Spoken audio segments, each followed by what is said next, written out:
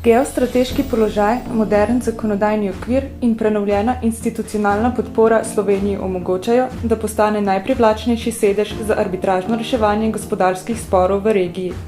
Da je Slovenija arbitraži prijazno okolje, se je strinjalo več kot 150 udeležencev konference slovenske arbitraže, ki je pod okriljem stalne arbitraže pri GZS in Gospodarske zbornice Slovenije potekala 4. novembra 2013. Na osrednjem slovenskem dogodku o arbitraži so bila premierno predstavljena tudi nova ljubljanska arbitražna pravila. Dr. Plauštajner, po več kot 12 letih so bila sprejeta nova ljubljanska arbitražna pravila. Na nek način se torej obrača nov list v slovenski arbitraži. Kakšna bi bila vaša popotnica novim ljubljanskim arbitražnim pravilom za njihovo uporabo v praksi? To, kar ste povedali, drži, gre za spremembo, ki je sledila po nekem daljšem obdobju. Kot sem že uvodoma povedal, gre za moderna postopkovna pravila, ki omogočajo strankam, da same postavljajo merila oziroma faze postopka. Zato mislim, da če bodo stranke znale to izkoristiti, bo to glede na klasično sodno sojenje velik napredek. Dr. Sekolec, kot dolgoletnega arbitra in udeleženca mednarodnih arbitražnih postopkov bi vas želeli vprašati, kakšna je regionalna uporabnost novih ljubljanskih arbitražnih pravil, ali imajo nova pravila po vašem mnenju mednarodni karakter? V mislih imam predvsem njihovo uporabnost v sporih pred slovenskimi in tujimi strankami, pa tudi v sporih, kjer sta udeleženi dve tuji stranki.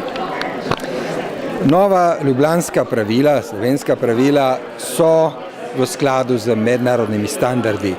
So pa tudi tako zasnovana, da dopuščajo postopke, ki sledijo slovenski procesni tradiciji. So dovolj fleksibilna, da omogočajo voditi postopke na mednarodni način, oziroma na načine, ki so v mednarodni praksi običajni, in tudi slovenska pravila. Zato mislim, da je stalna arbitraža primerna za spore, tako domače spore, kot za mednarodne spore in v končni fazi tudi za spore med strankami, od katerih nobena ni slovensko podjetje oziroma slovenska stranka. Dr. Knez, pred nami so nova ljubljanska arbitražna pravila. Katera so temeljna vodila novih ljubljanskih arbitražnih pravil in predvsem, kaj bo poslovna praksa pridobila z njimi? Torej, z novimi ljubljanskimi pravili smo poskušali vse tiste primerjalne prednosti, ki so nastale v zadnjih 10 letih, nekako vključiti, jih prilagoditi našemu okolju, omogočiti strankam eno celovito obravnavo, torej da stalna arbitraža s svojim sekretariatom da storitev, pri čemer seveda glavnina te storitve pri samem senatu. Gre za kopico novih inštitutov, kot je pospešeni postopek, arbiter za nujne primere, drugačni so roki, bolj so fleksibilni.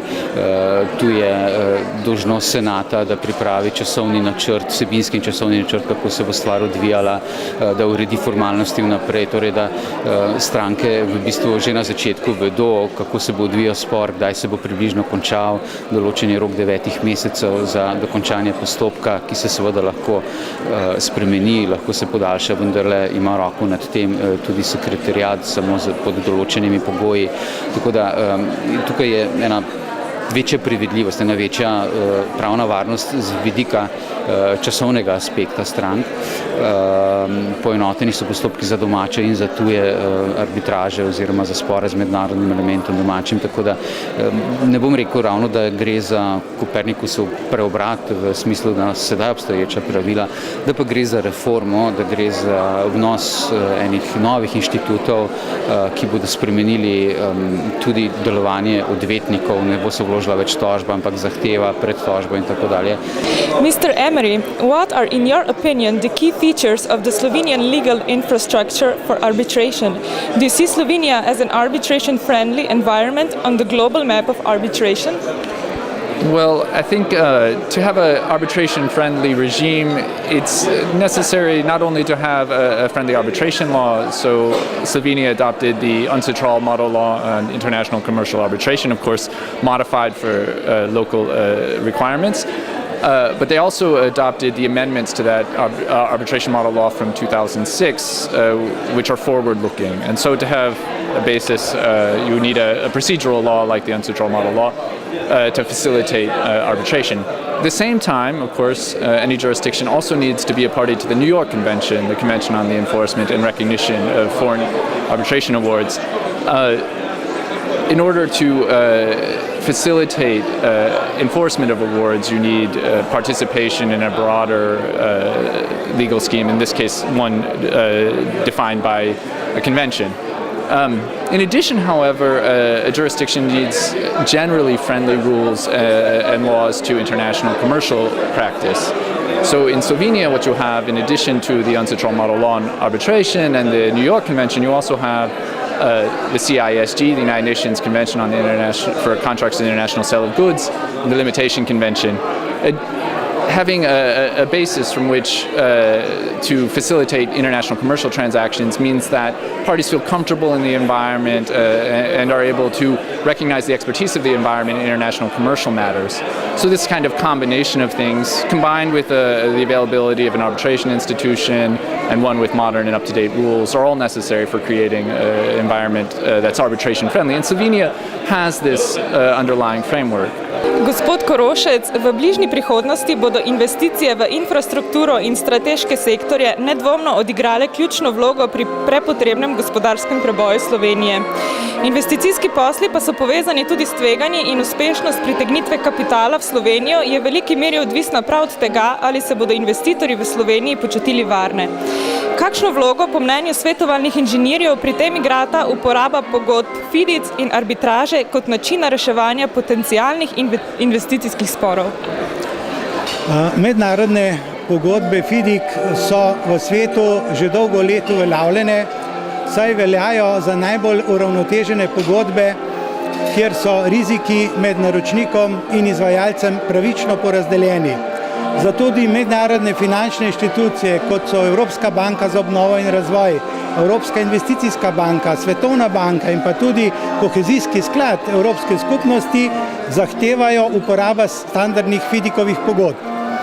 Standardne FIDIC-ove pogodbe so velik garant tudi za vse potencialne investitorje, vlagatelje oziroma dobavitelje v Sloveniji, saj seveda so pravice, dolžnosti, odgovornosti v teh pogodbah tudi zelo sistematsko regulirane. Vse te pogodbe imajo tudi jasno strukturo, jasne člene in seveda te pogodbe so tudi zelo elastične in se vedno dajo v posebnih pogojih prilagoditi tudi na lokalno zakonodajo. Kar se tiče sporov, reševanja sporov, imajo FIDIC pogodbe tudi orodje, to je Komisija za reševanje sporov. Na naslednji stopnji pa vedno FIDIC pogodbe priporočajo reševanje sporov z arbitražo. Ne sodišči, ampak z arbitražo, kar je seveda tudi v gospodarskem svetu, v gospodarskih odnosih zelo uveljavljena oblika reševanja sporov, kar seveda tudi uveljavlja Gospodarska zbornica Slovenije in kar podarjuje tudi današnji posvet. Dr. Reiner, earlier you were speaking about the significant role of communication in arbitral proceedings. How is communication in arbitral proceedings different from the communication in state courts proceedings? And above all, how can the parties and their counsel benefit from it? Well, that's a very important question. You see, state courts, they have to deal with a huge number of cases and they have to standardize their procedure. This is for economic reasons. And they cannot always devote as much time as an arbitral tribunal would devote to a case. That's number one. Number two, arbitration, you have domestic arbitration, but also you have international arbitration. And international arbitration, you have people that are brought together who come from very different backgrounds, different countries, they speak different languages, they have a different legal background, and they don't have the same understanding or the same sort of experience as to how to run a litigation or how to run an arbitration. So it's absolutely essential that you set up the procedural rules at the very beginning of the arbitration. And that requires communication. You must be sure that the parties understand what you, tribunal, consider to be useful, and the tribunal should be open and listen to the parties. They may have joint proposals as to how to run this arbitration. They may make perfect sense, but they may not be always the best solution. So the tribunal should have an input also into the way you run this process. That's why communication is so important. You see, we say paper is patient. I mean, that means you can write lots of things, but in an oral communication, it's hard to defend positions that are just undefendable. You cannot do that. And oral communication is an essential means of making sure that you understand each other. And that's the advantage of arbitration. You can't have the same procedure for any type of arbitration. You should try to get the best solution for each individual case, a tailor-made process. That's what the parties pay for, because the arbitrators are paid. It's a service that they render, and they should make sure that they get to a correct, fair decision at the end, but following a process that was understood by both parties and to which, if possible, both parties had agreed. Gospodine Laziću, kao advokatska kancelarija koja radi u 5 jurisdikcija Republike bivše Jugoslavije, kakve su po vašem gledanju mogućnosti za značajniju upotrebu arbitraže kao načina rješavanja privrednih sporova u takozvanim intra-ex-EU transakcijama i kako gledate na Sloveniju kao sedište za arbitraže u tim transakcijama? Pa to je vrlo interesantno pitanje zašto postoji dosta takvih sporova, inter-ex-EU sporova, gde se pojavljaju dosta pitanje sukcesije, vraćanja imovine i tako dalje. Mislim da je arbitraža svakako bila efikasan način da se to uradi, ali mislim da ta barijera još uvijek nije probijena, jer u smislu još uvijek lokalni sudovi rešavaju po tim zahtevima. Mr. Kristović Blažević, earlier arbitration has been described as a business-orientated approach to dispute resolutions. In comparison to court judgments, how do decisions of arbitral tribunals reflect the business-friendly approach of arbitration? Well, I think it's mainly through the selection of arbitrators, because that's one of the main features of arbitration is that you actually have an input when it comes to selection of arbitrators, and you can usually select arbitrators who are really specialists in whatever business dispute you have. And in a way, judges are they have a general experience, so it's going to be difficult to find someone who has a really particular experience when it comes to a specific business issue. Taking, for example, construction arbitrations. You might have a very big dispute about a specific construction, difficult subject, very technical. It's obviously going to be better decided by somebody who is a specialist, who has more experience and who is more used to dealing with those kind of disputes. Gospod Ulčar, katere vrste pogodbenih razmerij v energetskem sektorju so po vaših izkušnjah posebej primerne za vključitev arbitražne klavzule in zakaj?